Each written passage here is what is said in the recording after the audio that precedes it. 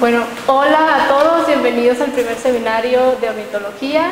Qué bueno que vinieron. En esta ocasión nos acompaña el doctor Gabriel López Segoviano. Él estudió su licenciatura en la Universidad Autónoma de Sinaloa y posteriormente hizo su maestría y doctorado aquí en el posgrado de Ciencias Biológicas con la comunidad de aves, bueno, con la comunidad de colibríes en el Palmito, Sinaloa, o más bien en el noroeste de México en general. Y actualmente se encuentra haciendo su postdoc en la ENES Morelia sobre ecología de plantas. La comunidad de colibríes. Y trabaja en Guerrero. Bueno, esta es su plática. Bienvenido. Bueno, pues como ya me presentaron, yo soy hijo de la doctora María del Coro Arizmendi, de Mamá Colibrí. Y este es mi charla sobre la estructura de la comunidad de colibríes en México. Entonces, todos conocemos los colibríes, son muy diversos en sus formas y tamaños y colores, pero tienen características similares. Todos tienen alas puntiagudas y largas y tienen picos largos que responden a su principal fuente de alimento, que son las flores. Los colibríes pertenecen al orden Apodiforme y son las aves más pequeñas de México. Tienen características de vuelo únicas en el mundo de las aves. De hecho, son las únicas aves que pueden volar hacia atrás. Tienen un batido de alas muy especial, que responden, como lo dije antes, en su principal fuente de alimento, que son las flores. Ya que los colibríes, entre el 80 y el 90% de su alimentación corresponde a néctar floral. De hecho, un colibrí puede visitar entre 1000 y 1500 flores al día. Esto depende mucho del tipo de flor, porque si la flor tiene muchas cantidades de calorías, entonces no va a visitar tantas flores, pero regularmente visita una gran cantidad de flores para satisfacer sus requerimientos alimenticios, ya que es uno de los animales con el mayor metabolismo, o el metabolismo más alto que hay en el mundo animal. De hecho, un colibrí necesita 2.15 calorías por gramo por hora de actividad. Sacando una conversión a humanos, es como si yo corro un maratón, 1 hora, me paro, me como una hamburguesa, una coca y unas papas, vuelvo a correr 1 hora y vuelvo a hacer lo mismo. Pero tiene que ser hora de actividad, no es cuando está perchado o cuando está durmiendo. Es solo por hora de actividad, cuando tiene estos requerimientos calóricos. Como el néctar no tiene proteína, necesita consumir artrópodos para tener proteína en el cuerpo. Y consumen más artrópodos cuando están anidando o cuando se están desarrollando, cuando van a mudar pluma.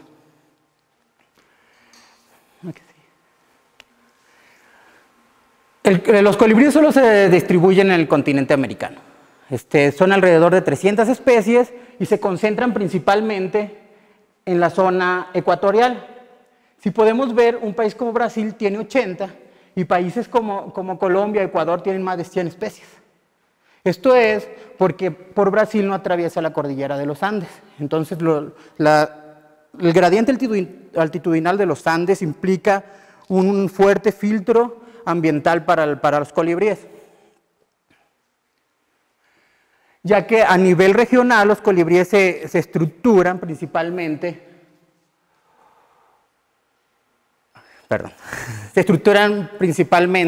en relación a los recursos alimenticios, a la estructura de la vegetación. Y los variables ambientales, como la altura, implica un gran reto para las comunidades de colibríes. De hecho, Graham encontró que las especies que estaban distribuidas en la parte superior de los Andes eran especies hermanas, especies muy cercanas filogenéticamente. Que el filtro ambiental que implica ascender en altitud es muy fuerte para los colibríes, ya que tienen una alta tasa metabólica y tienen que aguantar altas temperaturas y aparte tienen que tener adaptaciones para respirar en ambientes pobres en oxígeno. A nivel local, la comunidad de colibríes se estructura en su relación con las plantas que se alimentan. Principalmente se ha visto que una serie de morfologías de picos de colibríes se están alimentando de una serie de morfologías de corola. Y entonces podemos separar a especies muy especializadas que se alimentan de flores muy especializadas, como el caso del Fiatornis y las heliconias, y podemos separar especies menos especializadas que se alimentan de flores que se pueden alimentar varias especies de colibríes. Sin embargo, en el norte del continente y en la región de estudio, estas morfologías tan variadas convergen. Entonces hay flores que dan alimento a muchas especies de colibríes. Y todo esto se pierde un poco en el norte del continente. Sin embargo, aunque todas las especies pueden alimentarse de todas las especies de plantas, hay otro factor que estructura la comunidad a nivel local, que es el comportamiento agresivo. Los colibríes son peleoneros por naturaleza y siempre se van a estar peleando entre la misma especie o con diferentes especies. Y regularmente tienen dos tipos de comportamiento, territoriales o ruteros. Los territoriales tienen un territorio, como dice, una fuente rica de alimento y van a estar allí y la van a estar defendiendo constantemente. Los ruteros, que tienden a ser especies más especializadas, siguen rutas de alimentación donde van alimentando y siguiendo y alimentando. Pero como son especies más especializadas, tienen como la seguridad de que esa flor va a tener rica recompensa de néctar. ¿De qué sigue? Un factor muy importante que influye en la comunidad de colibríes en el noroeste de México es la migración, ya que varias de las especies migratorias, de las 328 especies, solo el 8% de las especies son migratorias de larga distancia, y la mayoría se distribuyen en el norte del continente. Aquí ponemos 3 de las especies más características que vuelan desde Canadá y llegan a México en invierno. ¿Qué sigue? Y este es un caso muy particular. Este es el colibrí con el que trabajé en la maestría, es Celasphorus rufus. Celasphorus rufus vuela alrededor de 4.000 kilómetros, su ruta migratoria es de 4.000 kilómetros, es el ave que migra más en relación a su tamaño corporal. Esta ave aumenta 2 gramos de grasa para iniciar su vuelo. O sea, cuando salen de Vancouver o en esta parte de Canadá, me han contado que se ven como bolitas de grasa que van volando. Sin embargo, esta cantidad de energía ahorrada no les alcanza para completar su ruta migratoria. Lo que pasa es que los colibríes migran haciendo vuelos cortos a sitios de alimentación. Vuelan, llegan y regularmente donde llegan se correlaciona con los principales recursos alimenticios que hay. Pueden aumentar hasta el 10% de su peso en un día. La que sigue. Entonces, empezando con mi trabajo, que lo realicé en el Palmito, Sinaloa, hogar de la charapinta. Si no la conocen, vayan a verla, es muy hermosa. Hicimos puntos de conteo aquí para ver la migración de Celasphorus rufus en la región. Y si esta migración estaba correlacionada con alguna planta en particular, como ha pasado en otros lugares en Estados Unidos. Aquí sí. Entonces pusimos 20 puntos de conteo. En estos mismos puntos de conteo hicimos transeptos de floración para evaluar primero la cantidad, el número de colibríes que había y después el número de flores, especies y número de flores que había. Y posteriormente lo hicimos esto cada 10 días, 11 veces al año. Empezamos cuando empieza la migración de Celasphorus rufus y terminamos cuando se fue Celasphorus rufus. Cada 10 días para medir cómo está la fenología migratoria y la fenología floral.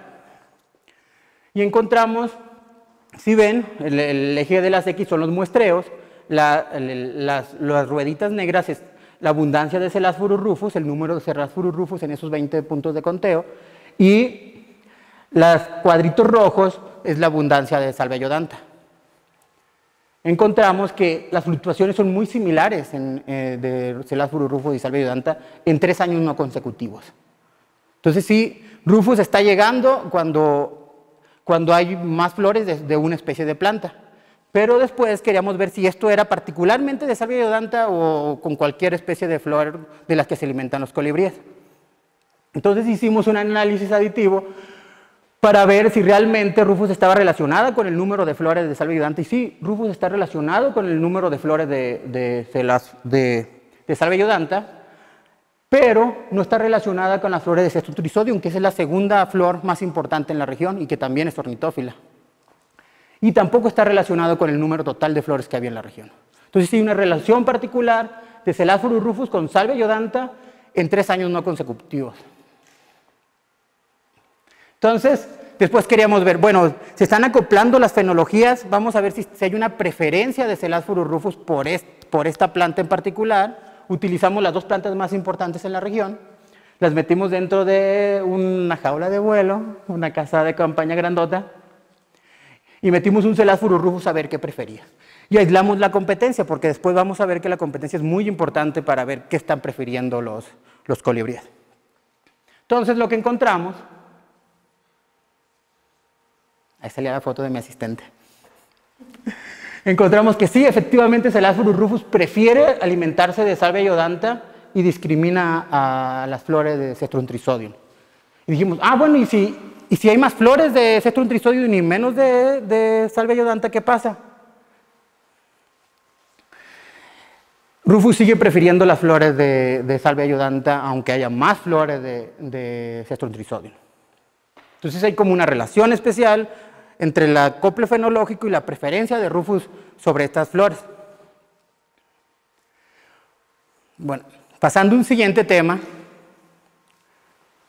¿qué otros factores están influyendo en la comunidad de colibrí? Como dije, aislamos del comportamiento, aislamos el resto de la comunidad para que Rufus pudiera elegir si quería una u otra. Pero al analizar toda la comunidad, el comportamiento agresivo juega un papel muy importante en cómo la comunidad se está organizando en la región. Nosotros podemos catalogar a las especies de colibríes como dominantes, subdominantes o ruteros. Esto depende de cuántas son las interacciones que gana o que pierde un colibrí. Y es como tú lo catalogas si es un colibrí dominante, un colibrí subordinado y un colibrí rutero. Ustedes ya lo han visto, como siempre están peleando interespecíficamente o interespecíficamente. Siempre se la pasan peleando. De hecho, bueno, esto ya lo he platicado mucho, Coro, que son hijos de Huitzilopochtli, el dios de la guerra de los aztecas, y que Huitzilopochtli significa colibrí de sur o zurdo. Entonces, ¿qué es lo que hicimos? Hicimos 324 horas de observaciones muy divertidas, 1 hora de observación enfrente de un parche floral. Un parche floral es un cúmulo de flores, donde yo puedo diferenciar de otros cúmulos de flores para que a ese cúmulo le puedo contar el número de flores, la cantidad de energía que tiene, para así analizarlo con la cantidad de visitas que registramos en esa hora, con el número de peleas que tiene y con quién ganó en esa pelea. Para determinar si uno ganó o otro perdió, si un colibrí tiene su percha, no sé si lo han visto, que siempre tienen una percha donde están defendiendo un territorio, y llega un intruso, lo corre, y si el mismo llega a la percha, ganó.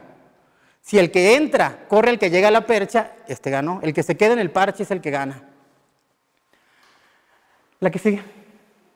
Entonces, primero caracterizamos cuáles son los más dominantes del palmito. ¿Qué especies son? Para esto usamos el ranking de David Score, y vimos, este ranking lo que tiene de importante es de que es para catalogar jugadores de ajedrez, y no tienen que interactuar todas las especies con todas las especies.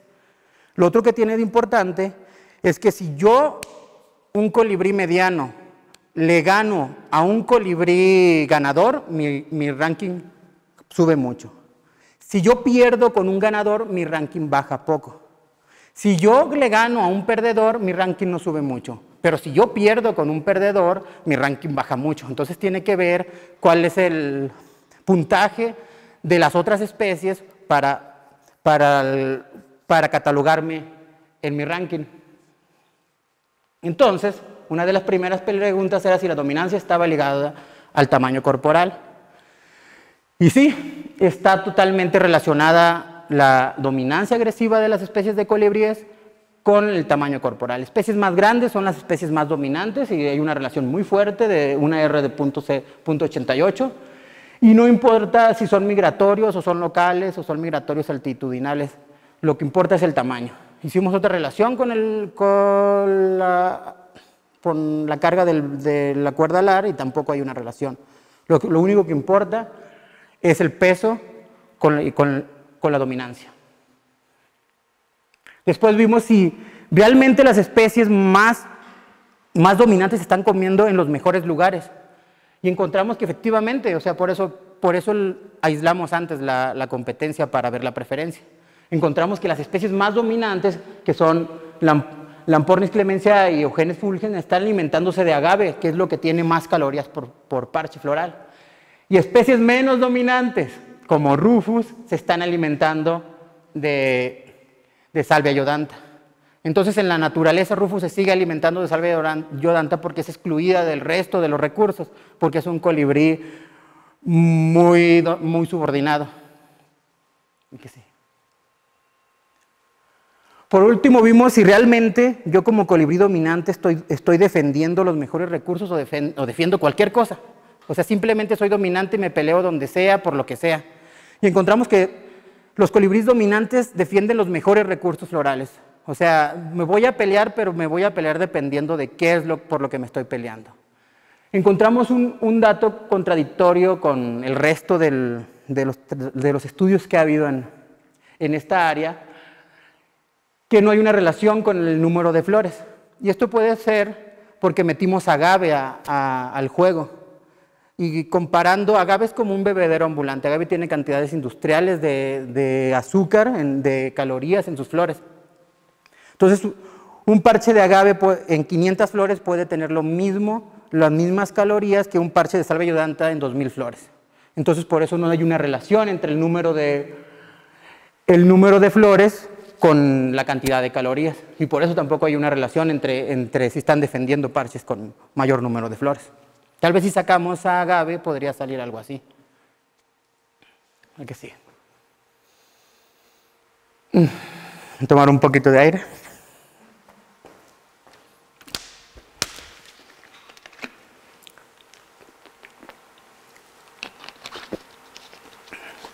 Entonces ya establecimos que hay una relación, es muy importante la migración para estructurar la temporalidad, para estructurar la comunidad de aves en el noroeste de México. La floración, la relación que tienen esta migración con la floración es muy importante también.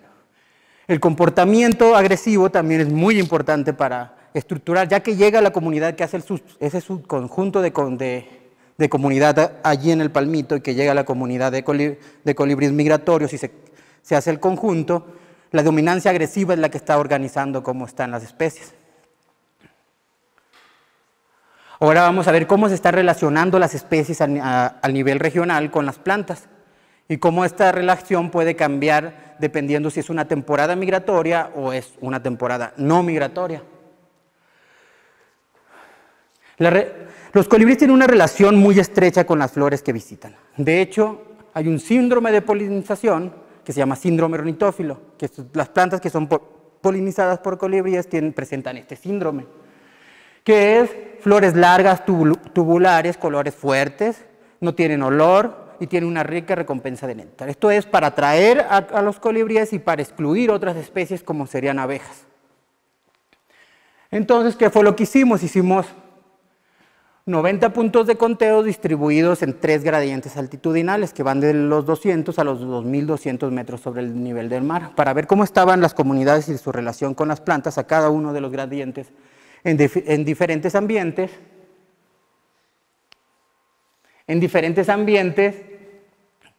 Y con diferentes plantas, diferentes tipos de plantas. Encontramos muchas diferencias en los tipos de plantas, de hecho. Entonces, esto lo analizamos con el enfoque de redes de interacciones. En este caso sería redes de visitantes florales, porque no podemos asegurar que el colibrí está polinizando la flor que visita. O sea, solamente la está visitando. Necesitaríamos hacer muchos trabajos posteriores para asegurar que el colibrí está polinizando esas plantas. Entonces, simplemente es la importancia de las plantas para los colibríes y no viceversa. Y lo separamos en 2 temporadas para ver qué papel están jugando en esta estructura las especies migratorias.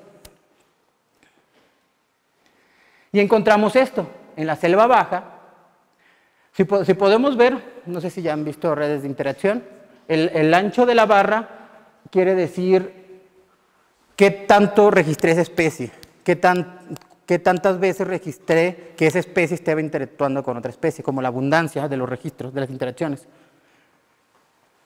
El ancho del enlace tiene que ver qué tan fuerte o qué tantas veces interactuó Hypomea bracteata con Cynanthus latirostris, o sea, como la intensidad de la interacción.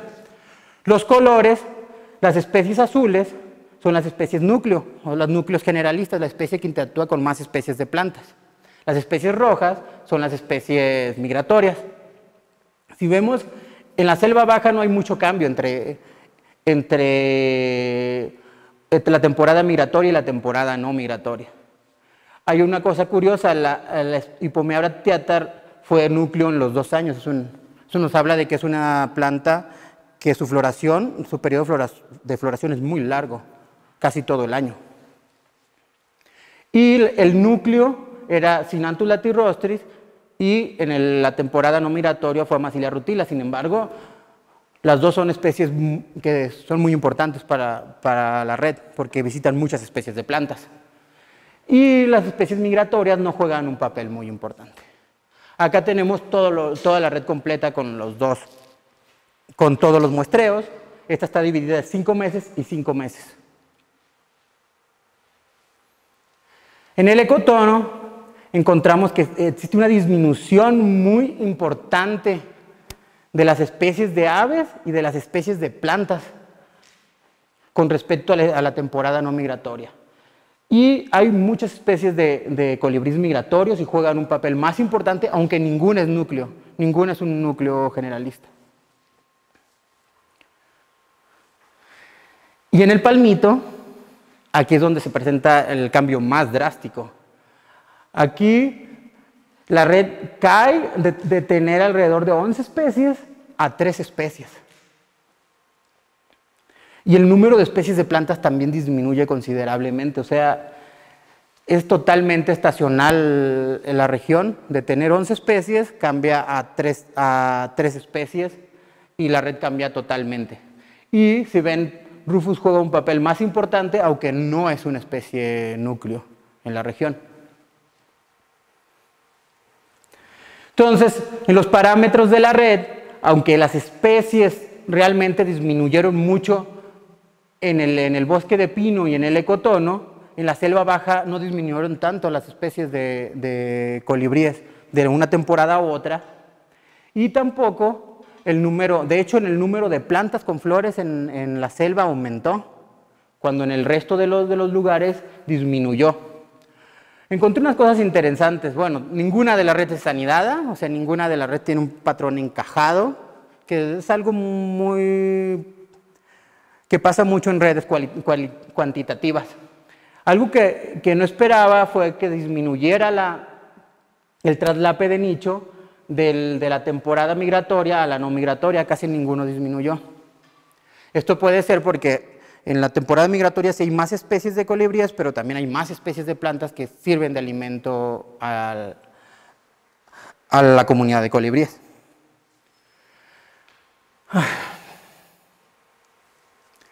Bueno, estos ya nuevos proyectos que tengo. Aquí sí va a haber una variedad impresionante de morfologías de pico, que es un nuevo reto para hacer nuevas cosas, para trabajar con nuevas herramientas, y que me emociona mucho porque esto no lo encontraba en el palmito. Las curvaturas, que es una de las cosas más importantes para la especialización de los colibríes, en el palmito no hay colibríes que tengan el pico tan curvo como estos, como el Fiatornis o como el Campylopterus.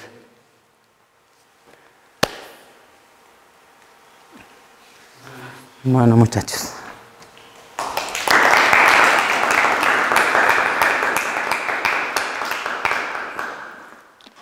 Muchas gracias. ¿Todos tienen alguna pregunta para mí?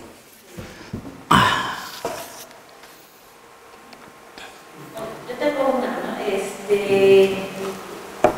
Bueno, estamos hablando mucho de que los resultados de las competencias tienen mucho que ver con el peso, ¿no?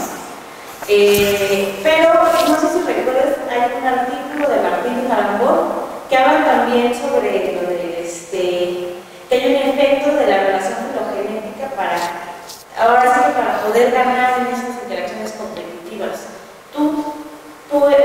A lo mejor no lo analizaste en este caso, pero de lo que tú viste con tus interacciones, ¿hay algo por ahí que tenga que ver con ellos que obtuvieron? ¿Le das la para atrás? No, no lo vi en el palmito, pero sí lo vi en Guerrero. Nomás en la que seguía. Sí, colibríes más especializados, no compiten. Perdón, Fiatornis no compite. Es uno de los colibríes más subordinados de esa región.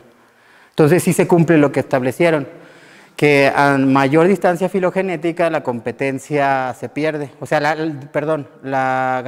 que gane un colibrí más grande con uno pequeño se pierde. De hecho, Fiatornis es un colibrí grande, pesa alrededor de 7 gramos y de tamaño también es un colibrí más grande y le pega a Uferusa o le pega a Massilia violicet, berillina. Entonces sí se cumple lo que estableció él. Pero en Guerrero, en el palmito no, porque el palmito son más cercanas casi todas.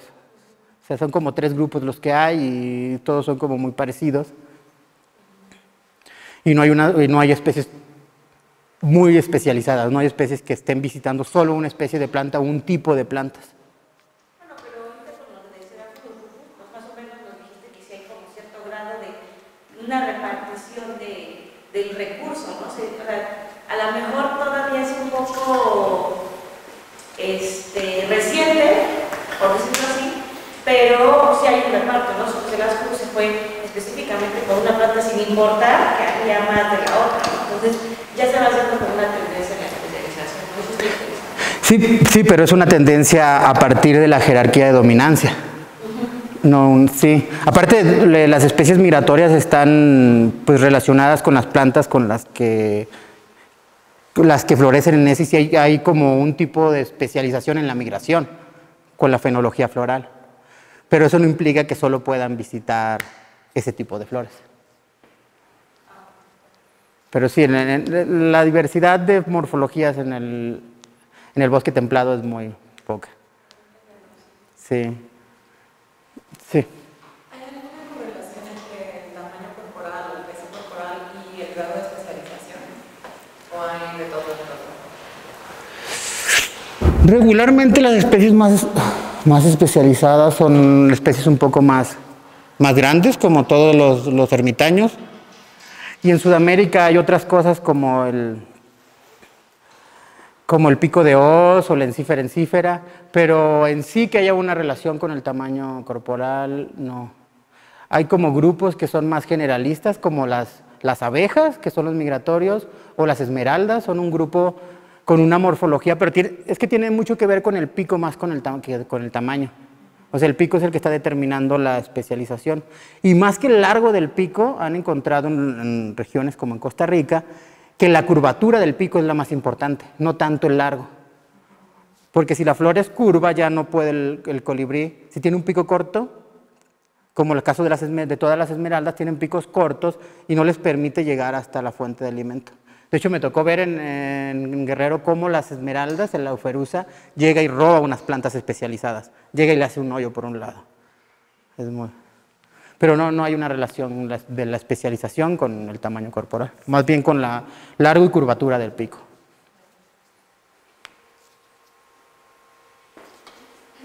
La flor de la que se alimentan el Seraphis rufus, ¿sabes de qué otras aves o qué otras especies se alimentan de esa flor?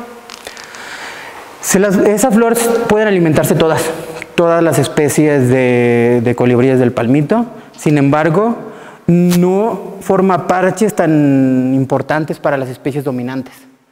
Entonces tú no vas a ver a Lampornis o Genes, aunque sí lo registramos, pero no vas a ver que estén muy en esos parches. Solo que no esté agave o que no estén las que tienen más néctar. Pero sí, no tienen una restricción para no alimentarse de ellas. Posteriormente quería hacer un trabajo, pero pues ya me ganó todo, de ver si había una ganancia para las plantas, si realmente Celadfurus rufus estaba acoplando más morfológicamente a la planta y ver si esto se traducía en mayor éxito reproductivo. Pero eso es un poco complicado, o sea, es muy laborioso y es estar mucho tiempo en campo, o sea, tienes que hacer muchas cosas y no tengo ahorita tiempo para eso, pero sí me gustaría retomarlo para ver si hay una ganancia de la otra parte. ¿En qué etapa de la migración es cuando los Celadfurus llegan al territorio? Se supone que llegan de regreso. Cuando ya dieron la vuelta en el centro de México, ya van hacia Estados Unidos. Porque llegan a finales de noviembre. Se supone que Celadfurus rufus está pasando México en septiembre por el oeste de la Sierra Madre Oriental. Por ahí está pasando y regresa por la Sierra Madre Occidental hacia Estados Unidos. Todavía está como un poco como no se le puede poner GPS ni nada, pues todavía son como puras teorías que han hecho de cómo migran. Pero no lo han precisado ahora con nueva tecnología. ¿En la radio se encuentra también la visita ilegítima o solo la legítima? Todas. Por eso fueron redes de visitantes florales y no red mutualista. Ajá. Sí, todas, porque más bien lo que me importaba era ver la importancia de las plantas para los colibríes y no al revés.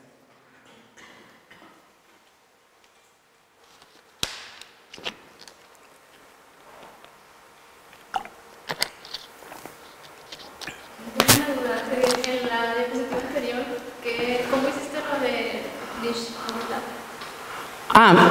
Eso te lo da el mismo paquete que se llama bipartite y es para ver cómo se traslapan las interacciones. Casi todos lo sacan de las mismas teorías ya existentes, solo las adaptan a la red de interacciones, no es que estén inventando nada nuevo.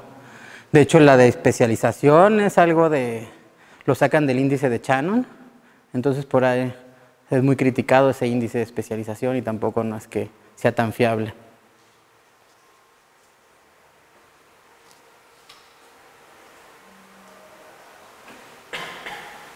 Por ejemplo, ahora en Guerrero todo esto que, por ejemplo, los phaetornis van a géneros de plantas, o más bien familias de plantas, muy diferentes a los del resto. Es decir, si hay, eso que explicaban antes, lo de la filogenia, si por ejemplo los phaetornis donde tú estudias se han especializado más en géneros de plantas, no sé si hay algún tipo de linconía o algo en selva baja, me refiero que otros géneros muy distanciados no acceden. O sea, tú ya has visto que los phaetornis van a diferentes familias que el resto.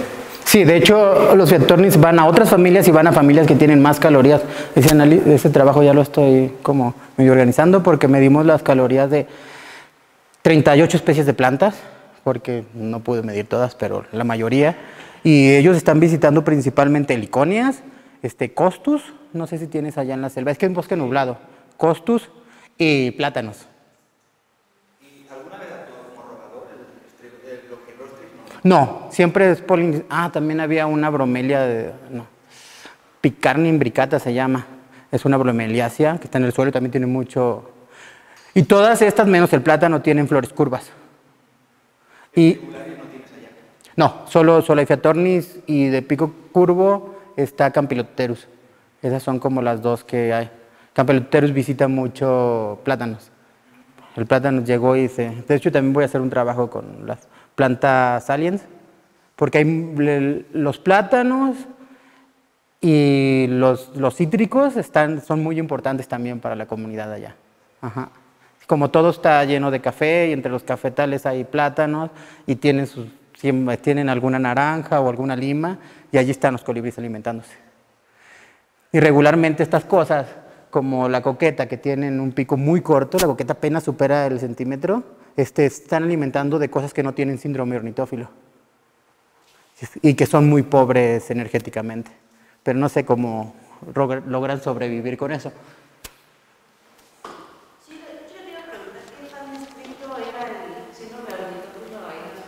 Bueno, que no lo veías en las visitas, porque o sea, yo así muy en general he visto que muchas veces colibríes comen de donde pueden, ¿no? O sea, no necesariamente con plantas con ciertos colores, ya ni siquiera con los colores, lo que en ciudad, pero obviamente la ciudad es muy diferente. No, en campo es igual. El campo, los colibríes van a visitar lo que tenga mayor energía independientemente del síndrome. Visitan muchas flores para murciélago, como agaves, como algunas cactáceas. Entonces incluso visitan flores para abeja, aunque esto no le reditúe una gran cantidad, pero para especies pequeñas sí puede hacer la diferencia. Pero no, el síndrome no lo respetan. Lo que importa es la cantidad por eso la red de visitantes florales y no de mutuales. Pero sí, no respetan el síndrome. Pero para estas especies especializadas, como es Fiatornis, respetar la especialización es muy importante porque esas flores sí tienen una cantidad grande de calorías. De hecho, sí son las que están en la parte superior de la cantidad de calorías. Entre ellas el plátano. Que al plátano no le pueden visitar tantas especies porque también son flores muy largas.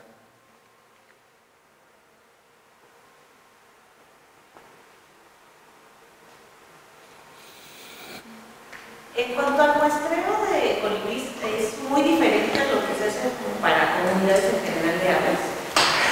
Depende. Si quieres ver abundancia, es exactamente igual. Tienes que hacer el muestreo, puntos de conteo y distribuirlos al azar y donde te toque, allí te tocó. Y cuando haces un periodo como anual, está bien que te toque así, porque si llegaste y no hay flores, tal vez en 4 meses, 5 meses, en ese lugar ya haya flores. Entonces sí es igualito que con aves. Es más fácil porque no tienes que estar preocupándote por el resto de las aves para contarlas.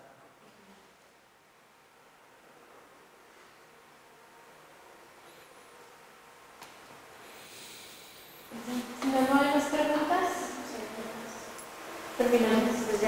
terminado el seminario. Gracias.